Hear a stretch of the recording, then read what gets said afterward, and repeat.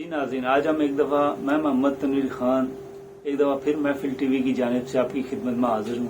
आज हम हकीम साहब की खिदमत में हजामा के बारे में हाजिर हुए हैं। आज हम हकीम साहब से ये सवाल करते हैं कि हजामा क्या है और सुन्नत और हदीस की रोशनी में इसकी क्या अफादियत है और इसको जिस्म पे लगाने से क्या फ़ायदे होते हैं। तो जी हकीम साहब से हम ये सवाल करते हैं, तो चलें हकीम साहब से पूछते हैं कि हजामा क्या है। बिस्मिल्लाहिर्रहमानिर्रहीम।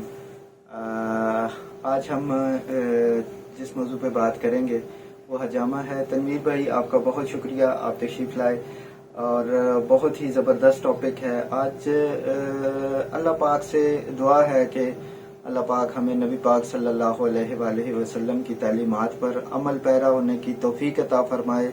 तो हजामा प्यारे भाइयों, नबी पाक सल्लल्लाहु अलैहि वसल्लम की बहुत प्यारी सुन्नत है। जैसे कि सही बुखारी की हदीस शरीफ के मफहूम के मुताबिक बेहतरीन इलाज जिसे तुम करते हो वो हजामा लगाना है। और नबी पाक सल्लल्लाहु अलैहि वसल्लम ने जिन तरीकों से इलाज करवाया और उसकी तालीम उम्मत को दी और अल्हम्दुलिल्लाह उम्मत मोहम्मदी आज तक उससे फ़ायदा उठा रही है, उनमें से एक हजामा भी है। और जिसकी तलकीन मेराज शरीफ की रात फरिश्तों ने नबी पाक सल्लल्लाहु अलैहि वसल्लम को की कि आप हजामा को लाजमी पकड़ें। और फिर आप सल्लल्लाहु अलैहि वसल्लम ने अपनी उम्मत को हजामा के जरिए इलाज करने का हुक्म फरमाया और खुद भी आपने हजामा लगवाया। तो आज दोस्तों, हम चूंकि हजामा के हवाले से बात कर रहे हैं, तो आप देख रहे होंगे कि आज मेरे हाथ में ना एक बुक है।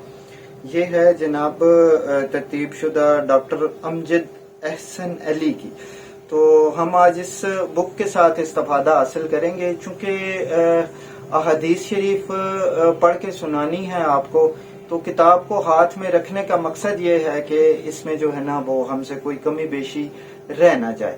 अल्लाह पाक कमी बेशी माफ फरमाए, लेकिन किताब को हाथ में रखने का मकसद ये है कि अहदीस के अंदर कोई ऐसी जो है ना वो हमसे कमी कोताही ना हो जाए, जिसके जो है ना वो बाद में। तो स्टार्ट करते हैं। जो तनवीर भाई का सवाल है कि हजामा क्या है और किन असूलों पर होता है और इसकी क्या अफादियत है। तो आम तौर पर देखें, जब हम देखते हैं या जो नबी पाक सल्लल्लाहु अलैहि वसल्लम की तालीमात हैं, आम तौर पर हजामा उन मकामात पर किया जाता है जहाँ पे बीमारी है। मिसाल के तौर पे देखें, अगर मैदे की तकलीफ है तो हम कप जो है वो मैदे के ऊपर लगाएंगे, ठीक है। इसी तरीके से अगर किसी को गुर्दे के मसले मसाइल आ रहे हैं तो हम जो है ना वो कप गुर्दे के ऊपर लगाएंगे।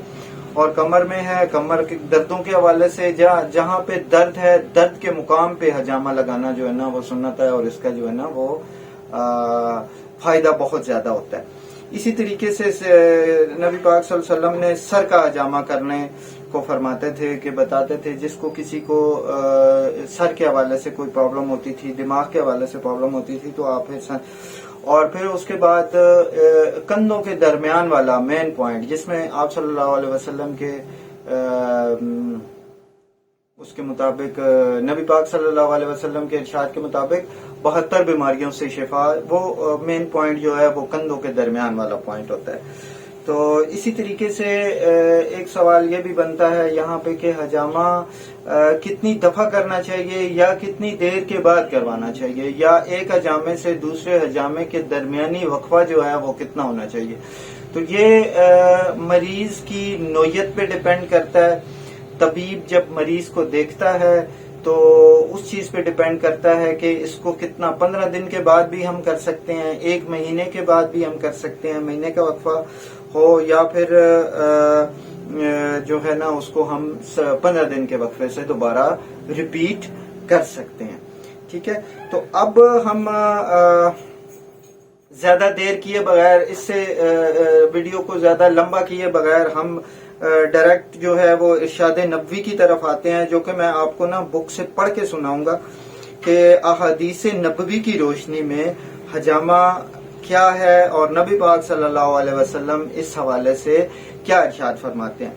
तो पहली हदीस है जनाब हमारे पास हजरत इब्ने अब्बास रजी अल्लाह ताला अन्हु हुजूर अकरम सल्लल्लाहु अलैहि वसल्लम से रिवायत करते हैं कि आप सल्लल्लाहु अलैहि वसल्लम ने फरमाया, 3 چیزوں میں شفا پوشیدہ ہے۔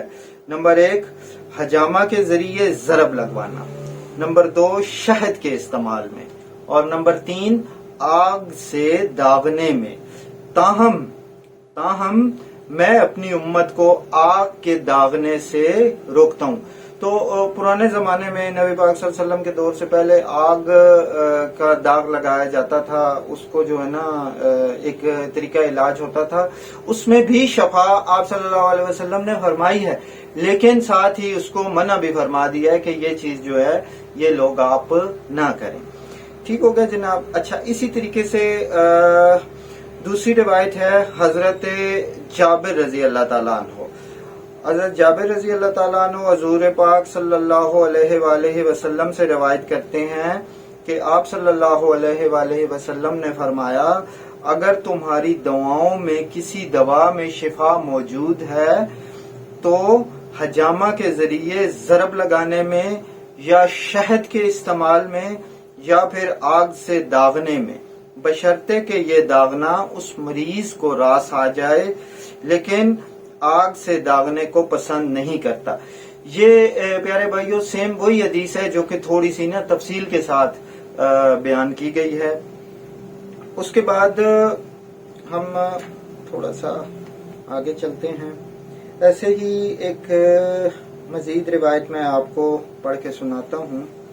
حضرت ابن عباس رضی اللہ تعالیٰ عنہ فرماتے ہیں کہ نبی اکرم صلی اللہ علیہ وآلہ وسلم نے ارشاد فرمایا کہ حجامہ سے علاج کرنے والا کیا ہی اچھا آدمی ہے۔ واہ ماشاءاللہ، کہ حجامہ سے علاج کرنے والا کیا ہی اچھا آدمی ہے کہ فاسد خون نکال دیتا ہے اور پشت کو ہلکا کر دیتا ہے اور نظر کو تیز کرتا ہے۔ اور ابن عباس رضی اللہ تعالیٰ عنہ فرماتے ہیں کہ معراج کی رات نبی اکرم صلی اللہ علیہ وآلہ وسلم کا گزر فرشتوں کی جس جماعت پر بھی ہوا، انہوں نے آپ صلی اللہ علیہ وسلم کو کہا کہ آپ حجامہ کو لازم پکڑیں۔ تو بہت جامع حدیث ہے اور آرام سے سمجھ آنے والی حدیث ہے، اس کی تفصیل میں جانے کی ضرورت نہیں ہے۔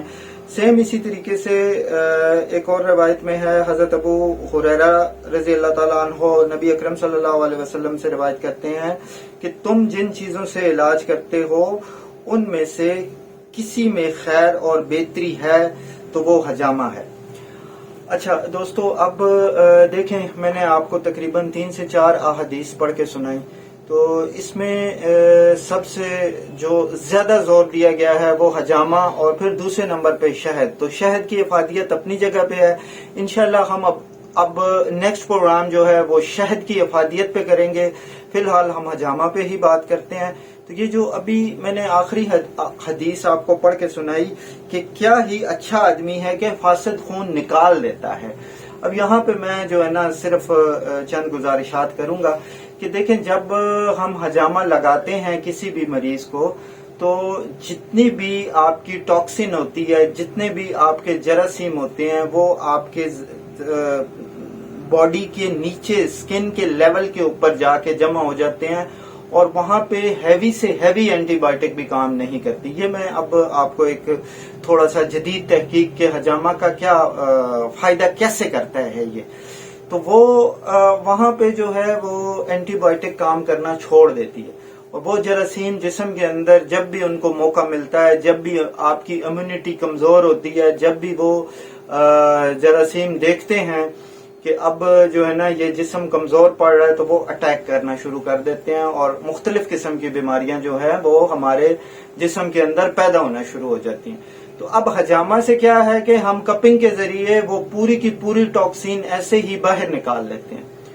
تو نبی پاک صلی اللہ علیہ وسلم کے ارشاد کے مطابق بھی دیکھیں نا ماشاءاللہ کیسا پیارا ارشاد فرمایا کہ وہ اپنی پشت کو ہلکا کر دیتا ہے، مطلب پورے کے پورے جراثیم ہم نکال کے باہر پھینک دیتے ہیں اور بندے کی باڈی ہلکی پھلکی ہو جاتی ہے۔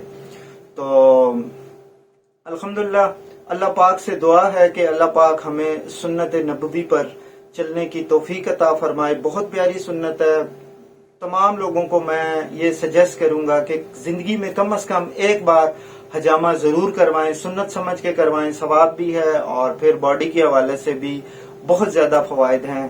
باقی انشاءاللہ گائے بگائے آپ کی خدمت میں حاضر ہوتے رہیں گے.